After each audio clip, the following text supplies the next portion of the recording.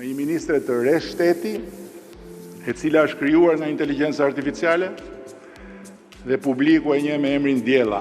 Unë nuk jam këtu për t'i zëvendësuar njerëzit, por për t'i ndihmuar ata. Aktoria e njohur Anila Bisha ka depozituar një padi në gjykatën administrative kundër Këshillit të Ministrave, Akshit dhe kompanisë përgjegjëse për realizimin teknik, duke kundërshtuar përdorimin e imazhit të saj në figurën virtuale të quajtur Diella. Sipas pretendimeve të saj, avatarja përfaqëson një rikrijim të pamjes personale pa autorizim të vlefshëm. Përmes padisë ajo kërkon ndërhyrjen e menjëhershme të gjykatës. Në kërkesën e paraqitur, Bisha argumenton se marrëveshja kontraktuale e mëparshme kishte afat të përcaktuar dhe kufizime të qarta mbi përdorimin e figurës së saj. Sipas saj, kontrata lejonte përdorimin e imazhit vetëm për funksionin e asistentes virtuale në platformën e-Albania dhe jo për role apo identitete të tjera publike. Aktoria pretendon se çdo përdorim jashtë këtij kuadri përbën shkelje të drejtave të saj. Një nga kërkesat kryesore të padisë është vendosja e masës së sigurimit që do të nënkuptonte pezullimin e përdorimit të imazhit deri në një vendim përfundimtar.